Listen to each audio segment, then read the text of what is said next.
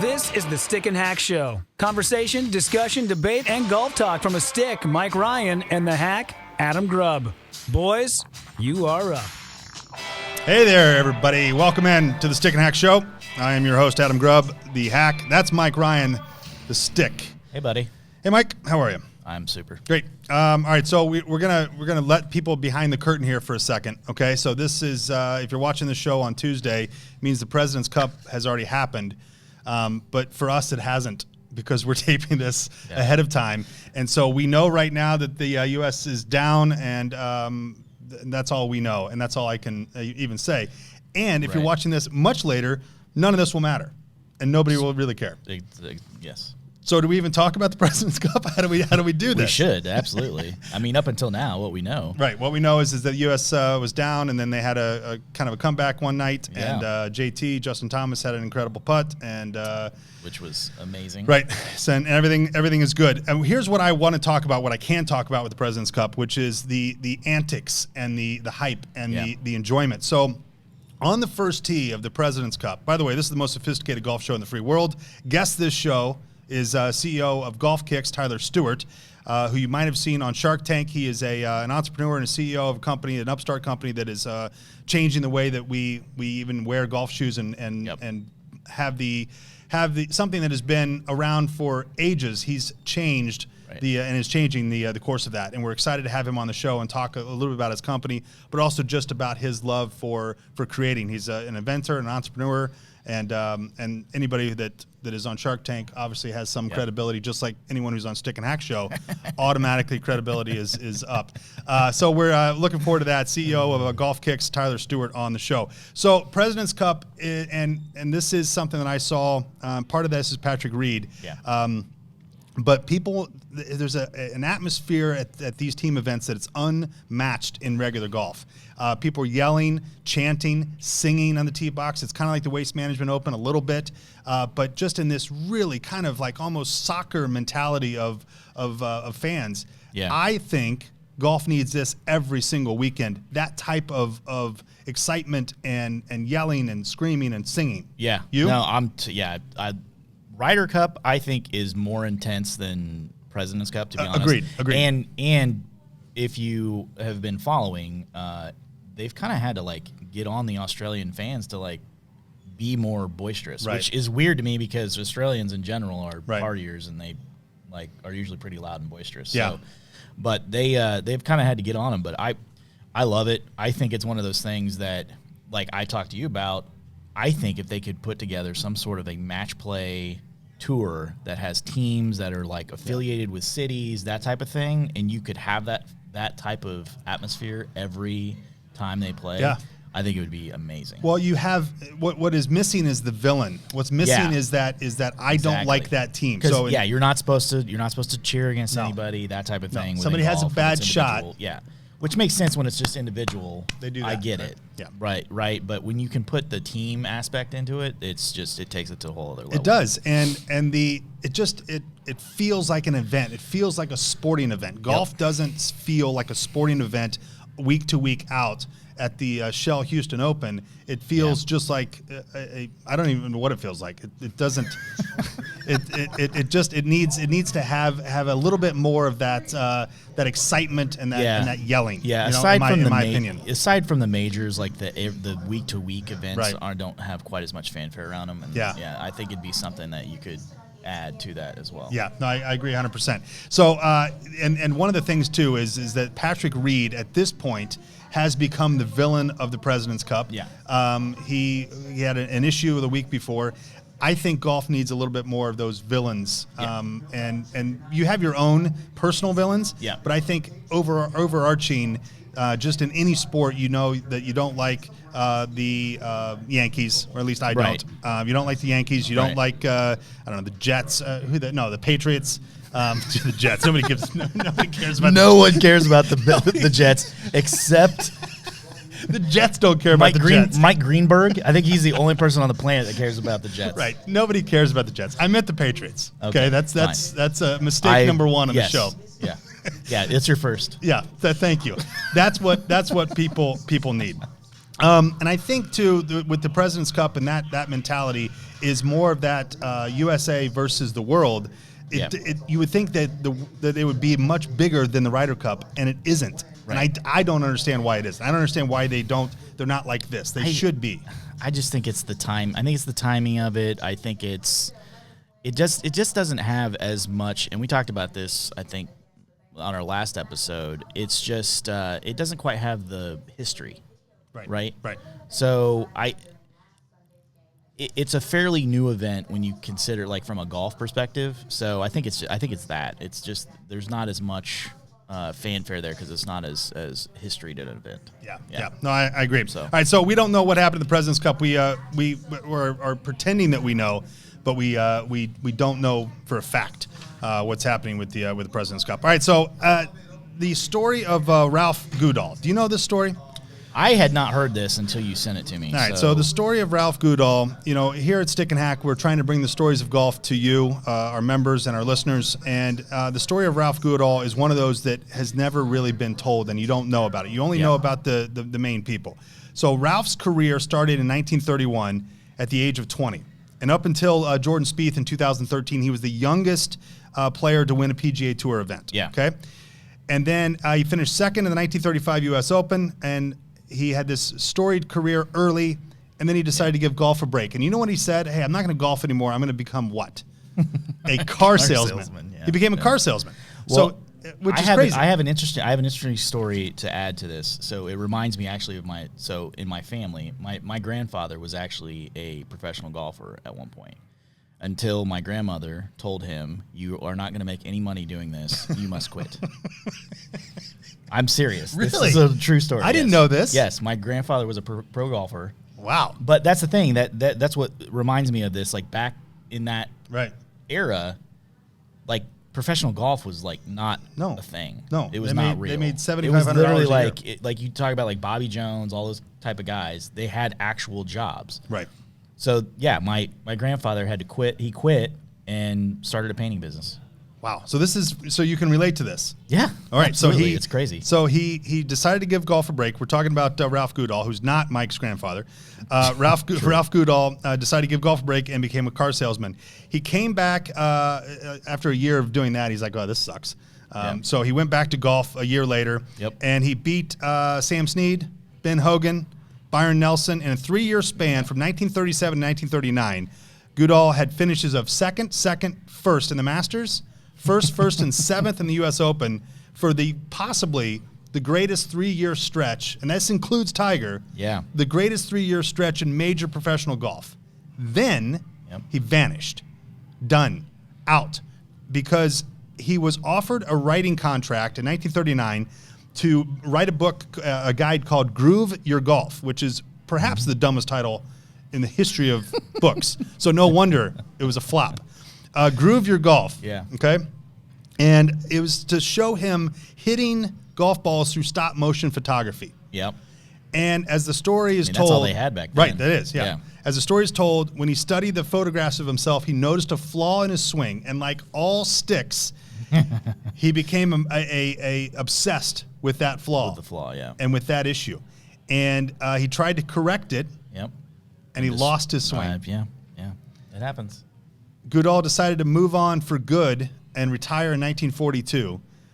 In just 3 years, he went from the greatest run in professional major golf history to not playing the game because he studied his swing so much and noticed a flaw and tried to correct it. And then he couldn't hit the ball. There's so many people I know that's happened to. They get fixed on trying to perfect their swing as opposed to just trying to worry about, like, playing golf. Right. And it can ruin you. It did. Like, clearly, yes. It absolutely ruined him. It did. Think about that. Were you a professional golfer? I was. I was a professional golfer, and then I became a car salesman, and then I came back to it, and I lost my swing, and now I'm selling Model Ts again.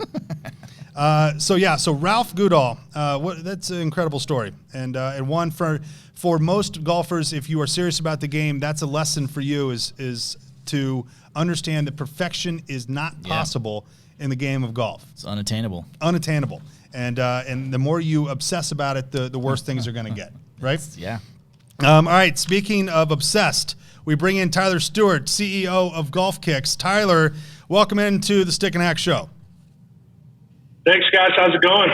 Outstanding, sir. So you heard that story about Ralph Guldahl, and he was obsessed with his swing. But hopefully, you have better outcome than Ralph. He retired 2 years after after that. You're obsessed with shoes. You're obsessed with your business. You are the CEO of Golf Kicks, and you started this about 18 months ago. You were in soccer.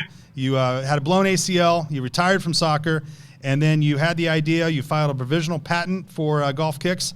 You launched a Kickstarter campaign. You got on Shark Tank, and now you're here with us. That, sir, is a hell of an 18 months. That's it, man. I don't know what I can say after that. That's the whole story. No, just kidding. Yeah, so normal guy. I have a day job. I'm in sales. I average golfer. I think the Swing U app says I'm a 13 or something, which might be a stretch. I usually only play 9 holes, but blew the ACL playing some old man soccer, and had been thinking about this for a while. I'd ordered several pairs of golf shoes. I had some old Puma spikeless that were worn out, and had been thinking about it. So when I blew the knee and I had some downtime, I was just like, let's do this. Let's try it. So kind of a napkin sketch on the provisional patent. And then when you do these things, you have to look really hard to prove yourself wrong. I was like, there's got to be something out there like this. And then, so I did a bunch of my own research, and then put some real lawyers on it. I have another invention from the fly fishing industry called the sushi roll. That's kind of a rollable tackle box. So I had been through some of the patent stuff before. But then, it kind of took off. We started the Kickstarter campaign. But then people liked it. We definitely had some haters. We had, those things will never stay in. Yeah. But we did the Kickstarter before we figured out how to make them, right? So I was pretty confident we could figure this out. Is that normally how that works? Aren't you supposed to just double check? Well, you see all sorts of, you see the whole range on there. You see companies that already have a brand, already have like a pair of pants, make $600,000 on Kickstarter, and they already have the product, so they could ship it right away. Yeah. It took us 9 months to, ship our product. We had to figure out how to get it made. I had a buddy who had done one for this like water bottle, and he just said, whenever you think you're going to deliver, like double it. And he was right. It takes forever. Yeah. So quickly run us through what it is. So Golf Kicks, from my understanding, and I've not been in any of your marketing meetings, so forgive me here. From my understanding, you're taking normal golf or normal shoes, potentially normal shoes, tennis shoes, athletic shoes, and turning them into golf shoes with the spikes that you can drill into the bottom of those shoes. And that eliminates the need for you to have to find golf shoes that you like. If you already have athletic shoes that you enjoy wearing and that fit great, you can turn those into golf shoes. Is that basically what it is? Very accurate. Yeah. So this is one of our kits. I don't know. Yep. We can see it. Yeah, it's good. We got it. Comes in a golf ball sleeve, and then we'll see if this can focus in. But this is our 3rd generation of this traction. So it's metal now. It's kind of like if you've ever been ice fishing. It's like an ice auger shape that screws into the bottom of a shoe, and then we've got an overmolded, similar to a golf soft spike on top. And this is our 3rd version. So our first version that we shipped to Kickstarter backers was pretty rough. It was coming out. It was breaking. We had all sorts of challenges with it. Yeah. But it's only been 8 months, and we're on the 3rd version. So we've been iterating really fast. But back to what Adam was saying, you're exactly right. So the marketing material kind of says, turn any shoe into a golf shoe, right? That's the basic idea. It really works a lot better if you have a flat rubber sole. So you see some shoes that I actually have an example here I brought. This is some new Jordan. It's kind of ugly, but it's a Jordan flip-flop that I just brought in. Yeah. And I screwed in 7 of them. But yeah, and this is kind of that soft, spongy foam, so it's not great, but it'll still work. Yeah.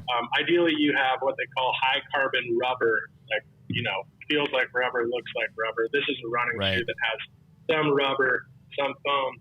And I've been using a drill because I have to do so many of these, but the kit comes with a little, it's not a patch. It kind of looks like a screwdriver. and it's got a 5mm hex on it.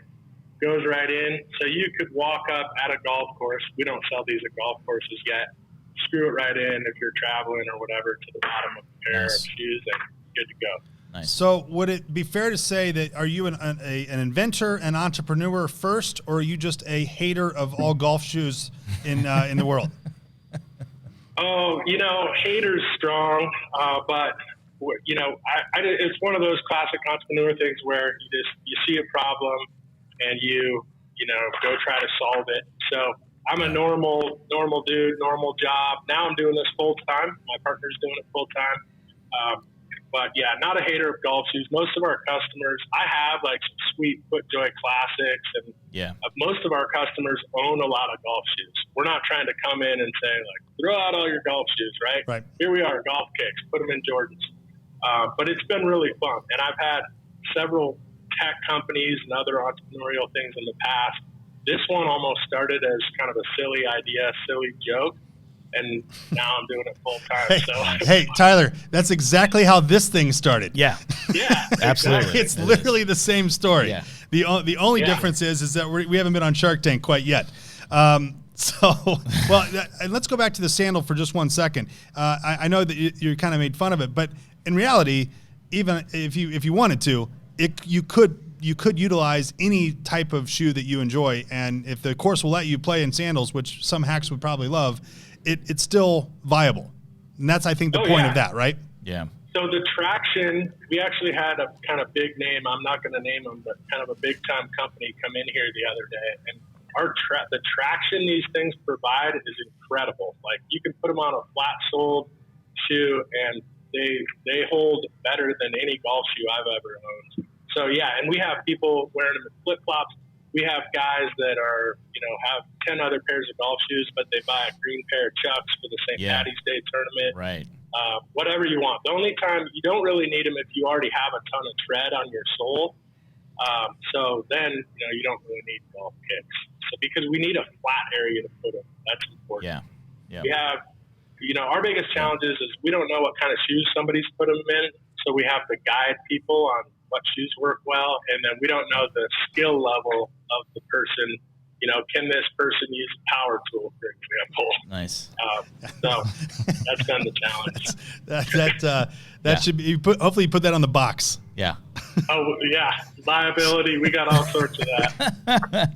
So Tyler, you were on Shark Tank, and now you're on the Stick and Hack show. I mean, would you say your life is pretty close to complete now, or? I think we're going to probably get more exposure out of this than the Shark Tank. Yeah, I agree. Yeah. I don't know why. Why are you laughing, Mike? Someday. Yeah, when this you might someday. It ain't going to be in the next month.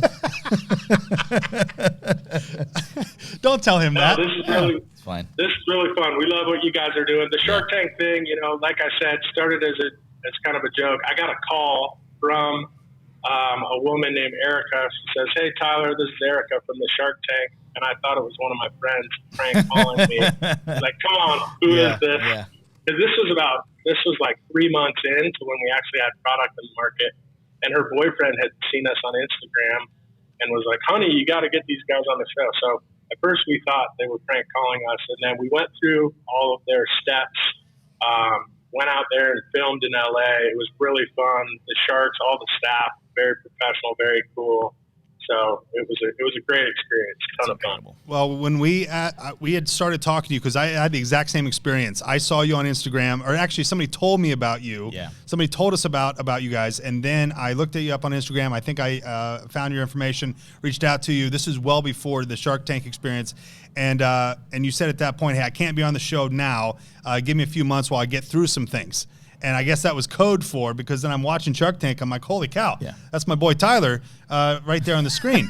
And so that nice. I guess that's what you needed to get through was that process. So give us a little peek behind the curtain there, as because I'm sure people are fascinated with that, and we all watch it. We all, especially entrepreneurs and anybody in business, it is an incredible concept that has helped thousands or hundreds of companies, and if not thousands of entrepreneurs, just know that they can do it.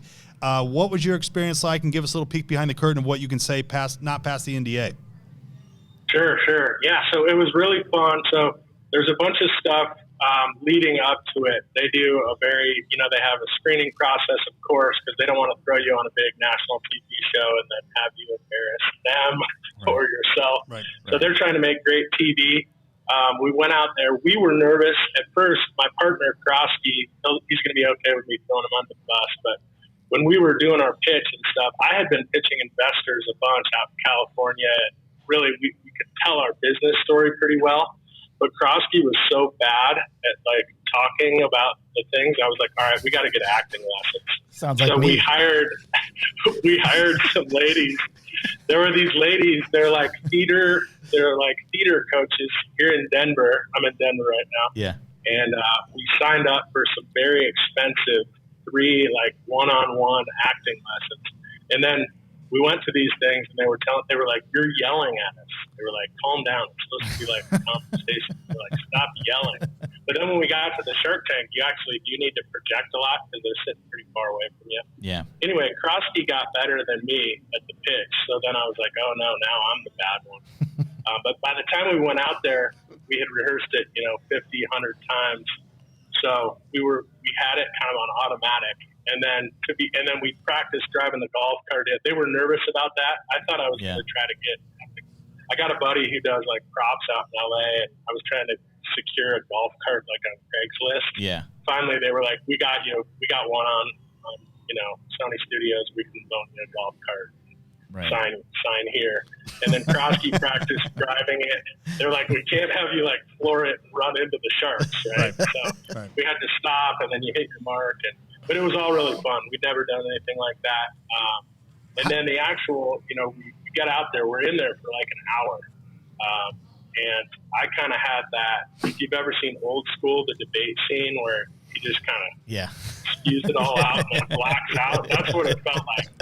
Afterwards, I asked Krosky, I was like, how long were we in there? It seemed like 5 minutes. It was like an hour. So it was cool. And then you're in there for an hour. What? Because they obviously they chop it down, and I think most people might want us to chop this show down. But if you're in there for an hour and they chop it down, what else is happening outside of the pitch and the back and forth questions? I mean, is it a legitimate grilling of your business at that point? It is. It's a legit. They operate. So they're making great TV, but then they operate like a VC. So it is a legitimate back and forth business deep dive into what you're doing. I mean, an hour would be short for a VC meeting, but they're digging in, and they were very friendly, very professional. But you have to know your stuff, and then you sit around for a couple months afterwards, not knowing what they're going to edit and put on TV. Yeah. And you're like, who knows what they're going to make us look like?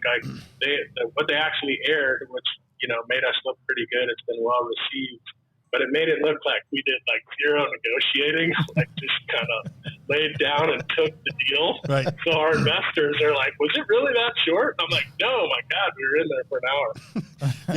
Mark Cuban talks and you're like, I'll take it. Yeah, I'm in. So you ended up getting a deal. You ended up getting a deal with Mark Cuban, which was really exciting and great. And I didn't know the outcome when I watched the show, because you guys aren't really allowed to say anything until the show airs. And I'm sure probably sometime afterwards, correct? Exactly right. So and it was cool. Cuban was great. He's a non-golfer, so walking in there, they tell you who your shark's going to be. I think I can say all this stuff. And we had Matt Higgins, who's a big sports guy. Jets, Dolphins. He's really cool. But we didn't even have Cuban. We knew who he was, obviously, but there's a story. We watched some old golf-related Shark Tank episodes where he's been a member at Dallas Country Club for 10 years, and he hasn't been there once. Shocking. That's shocking. Oh, my God. And so we just kind of chalked him up like he's a no, right? He doesn't like golf. So it was crazy that he's the one we did the deal with. And we didn't really know Lori was a golfer. And Barbara wasn't on our shark board, or she wasn't one of our sharks, but there were some old ones where she doesn't like golf. Anyway, so we didn't really know going in who the target was, and that's how it ended up. That's awesome. Well, do you feel that when you and obviously you can say this because it was on the show, but Mark Cuban, when he did invest, I mean, was that euphoric moment? And it looks like it all happens very quickly, right? But was that euphoric moment where you're like, okay, now we're legitimate, now we are, this is happening now? Or was it just another long line of people that were interested in the product and want to be part of your company?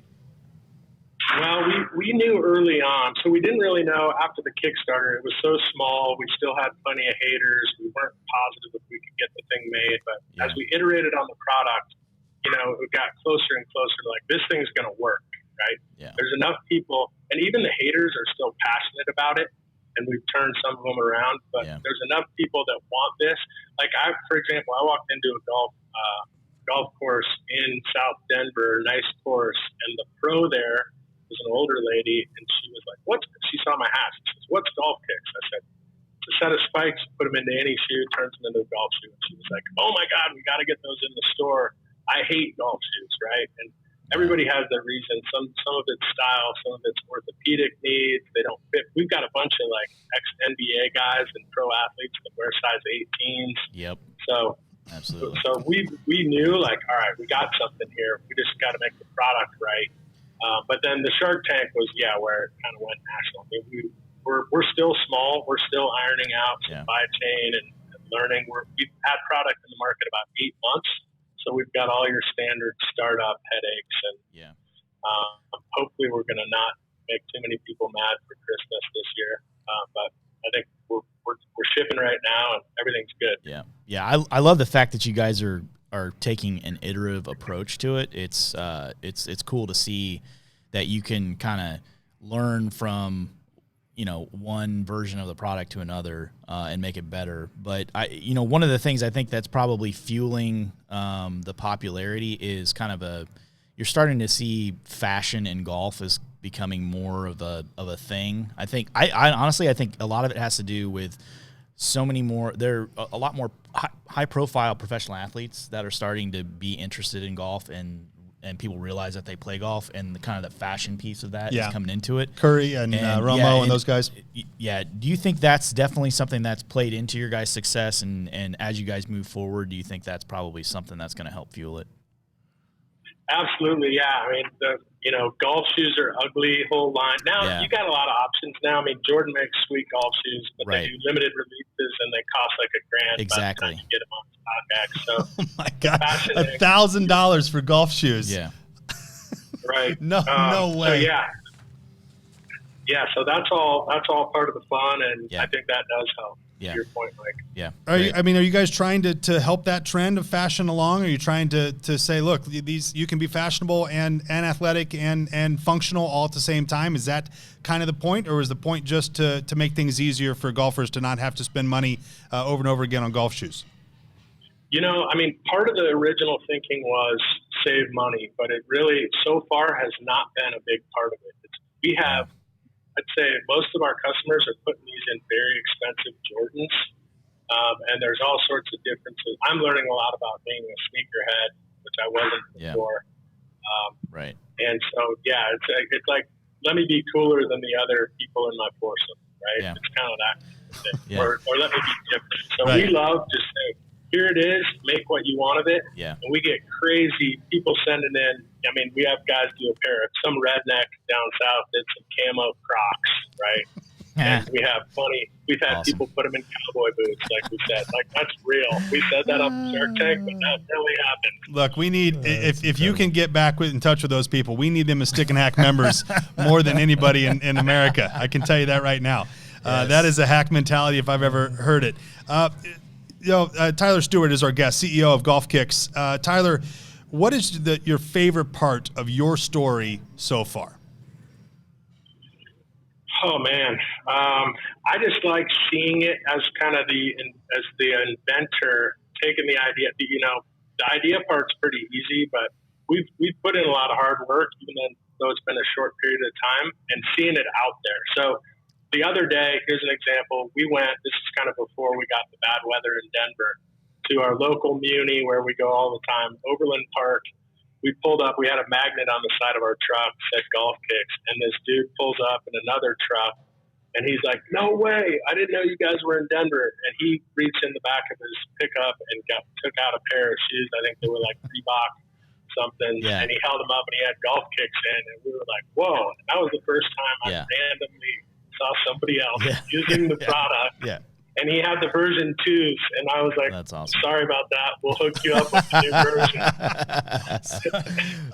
That's great. Yeah, that's your defining moment, really, as any entrepreneur, any builder of a company, where you see somebody that is not your family or friend with your product or your brand on, or the hat, something like that. That's where you realize, okay, this is real, and this is something pretty exciting. Well, Tyler, it's an incredible story, and it's fun to watch young companies that are in golf that are trying to change the way people have been doing something forever in this game. There's not a lot of inventions. There's not a lot of next steps in the game of golf outside of technology of clubs. We've been doing the same thing the same way for 100 years. So it's exciting to see that happen. Is there anything on your agenda with your company where you say, look, it's not just this, because you were talking about the traction, right? So maybe it's not just golf. Is this going to have an iteration of other sports, of other things that for the normal everyday person could utilize golf kicks for? Absolutely. So we've really figured out in this third version how to anchor it into the shoe. Like, excuse me, I did a lap yesterday. I'm not really a runner, but I took these. These are just my normal running like gym shoes because we've been exploring. When we talked about it on Shark Tank, let's do a multi-sport cleat, soccer, rugby, intramural college, people like drinking beers and playing ultimate frisbee. Yeah. We've had a ton of requests for like gardeners, like mowing their lawn on a hill, crazy stuff, right? Yeah. Professional paintballers. So I think we're going to do this same anchor. Hold on a second, Tyler. Let's just take a step back, baby. We went from a gardener to a professional paintballer. Let's talk about that.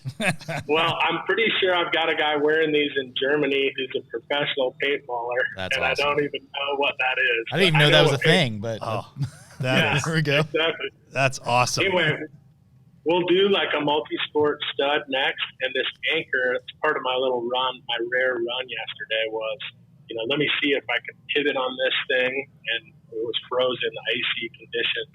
Yeah. And they stayed in great. So we'll put a little stud on it, and that product will be a different brand name, probably, available at retail stores. And, but yeah, we'll take it into other sports for sure. That's awesome. So one final kind of question here, Tyler. So you are a new member of Stick and Hack. What would you like us to do to make your life better? I love what you guys are doing. And, before we went on air, you guys mentioned kind of this Tinder for golfers things. Whoa. You didn't use those words. Whoa, Tyler. You didn't call it that. Yes. But I think, if I roll into that's where we're going. We're absolutely going there now. That is where we're going with this. if I roll into Indianapolis, whatever, I'll call you guys now. That's right. Want to go out and play 9 holes or I don't want to go with that person, but I need to know where to go or whatever. Right. That's really cool. Right. I don't know anything that exists. Well, we appreciate your support, Tyler, and best of luck to you, man. It's been great talking to you. I'm glad that you stuck in this over the months of us trying to get this figured out. Your company is really, really fun to watch the growth and what's happening with it. Congratulations, of course, on the Shark Tank investment. And you can learn more at golfkicks.com. Follow them at golfkicks.co. On Instagram, you guys have an incredible social presence and just continued success, Tyler. Tyler Stuart, CEO of Golf Kicks. Thanks for being on the Stick and Hack Show. Right on. Thanks, guys. See ya. All right, Thanks, there he Tyler. goes. Tyler Stewart, CEO of Golf Kicks. What a cool product, huh? Yeah, it's really cool. I'm interested to see how their success continues as they move forward. Yeah, and it's just good to see new products and new innovations come into the golf, and just a good dude. And selfishly, as young entrepreneurs and ourselves and in this space, hearing that Shark Tank stuff, an hour. I know. In that room, which I did not realize. The prep for that, I'm sure, had to be incredibly stressful. Right, more than you do for this show, I would assume. That didn't take much. All right, let's just see, big boy. Okay, let's see how good you really are. All right. No, so you're the here we Stick go. and Hack show. This is a new segment called Stick and Hack Jeopardy. Okay. All right, so I'm going to turn this over. Do I have to answer these as questions? I don't. Yeah, it's Jeopardy. You didn't think about it that way. No, I didn't. No, I had no idea. I knew you didn't think that. No, I didn't. I just called it Jeopardy because it's questions. Perfect. No, in fact, these are actual questions that have appeared on Jeopardy for golf. All right. Okay? These are actual questions that appeared on Jeopardy. So you can answer them however you want. Okay. Let's just see if you get them right, okay? All right. Now, this is not in any way to embarrass you here, but if we happen to, that wouldn't be the worst thing. That's a complete lie. That's exactly the point of this. All right, Stick and Hack Jeopardy with the stick, Mike Ryan. Here we go. Do we have intro music, Producer Shane? Do we have anything? No. Okay. Good God. What was that? I don't know. I think he's having a stroke. I think he, Are you smelling toast? He did have a toast? stroke. All right, here we go. Slogan created in 1921. Hold on, I got to take a second. I can't even take that. What was that? I'm so thrown off now. I can't even do it. Oh, my God. What a disaster. Amateur hour. Thank God Tyler Stewart's no longer on this call. Man. All right, slogan created in 1921 when a pal of an R.J. Reynolds ad man ran out of cigarettes on a golf course. The slogan created in 1921 when a pal of an R.J. Reynolds ad man ran out of cigarettes on a golf course. What was the slogan? You have 5 seconds. It's called Fast Five Jeopardy. For Marlboro, I'm assuming? Yeah, R.J. Reynolds. Yeah. Hell, I don't know. I'd walk a mile. Okay, all right, just relax. This isn't a health quiz. I'd walk a mile for a camel. Oh, okay. Okay. Okay. I like that. I'd walk a mile for a camel, which now that I think about it. I would never have known that. Yeah, right. Obviously. Yeah. All right, here we go. What term for unidentified aircraft or missile is also used on a golf course? Stick and Hack Jeopardy. What term for unidentified aircraft or missile is also used on a golf course? Bogey. Boom, he got there. Yes. 1 for 2. Woo. Congratulations. Question 3, Stick and Hack Jeopardy with Mike Ryan. Tiny, sharp teeth give this plant its name, also an elite Florida golf course. Venus flytrap. Yeah, that's it. It's a very famous golf Venus course sand trap in Ocala. It's I don't know. Muni course in Ocala for $13. It's a You can plant play with teeth. 36 holes. A plant with teeth? Right, sawgrass. Oh. All right. You're really upset with yourself. Man. All right, here, question 4. I don't think of grass having teeth. Me either. It's tiny, sharp teeth. That's give odd. this plant its name. Okay. And so the plant is sawgrass.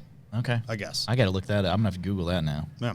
I didn't know that was real. I did. That's where this came from. Good job. You think this came from my mind? Glad one of us know how to use that thing. All right. Stretcher bearer is a slang expression for one of these golf helpers. Stretcher bearer is a slang expression for one of these golf helpers. Stick and Hack Jeopardy. Stretcher bearer? Yeah. I've never heard that term in my life. I'm going to guess. Go ahead. Golf helper. Caddy? Boom. Yes. Okay. Context clues. That's what I teach my kids. That's right. Really, just don't focus in on the question. That's how That's how I passed the SAT. Yeah, I didn't pass the SAT. So you got one up on me. Golfers know it means to lay the club behind the ball in preparation to hit it, not mail it. Now say that. Repeat that. Exactly. So think about this in Jeopardy terms and how I feel like they this do is their a math problem. Well, yeah. Golfers, if you leave your house at 8 a.m. on a train heading west, golfers know it means to lay the club behind the ball in preparation to hit it, not mail it. Address. There we go. And clearly, Patrick Reed doesn't know what that means either. That is I had correct, to get that sir. in there. I had to get Patrick Reed in there somehow. Yeah, he's the villain. He is the villain. He is the villain this week. Well, that was good. Yeah. Proud of you. Thank you. I did way better than I thought I would. Yeah. I think collective nation says the same thing. It was like thing. 50%. I think I'm batting 500. I don't know. Maybe. I can't do it. I have no idea. I can't remember how many you got right. No. I thought you liked Producer Shane's stats. still singing some ridiculous song in the background. All right, go to stickandhack.com. Read the stories of golf, Corner Office, Diary of a Hack, as well as Stick Stance is some tips on the YouTube channel on how you become a better golfer in the most sarcastic way possible. Join free membership and become a part of the world's greatest golf club without the course at stickandhack.com. Mike, congratulations. Great show. Tyler Stuart from Golf Kicks. Go to golfkicks.com. Awesome. All right, boys. See you later. Peace out, guys. The Stick and Hack Show is now over. Subscribe, rate, comment, and tell your friends. You are now free to go about your day.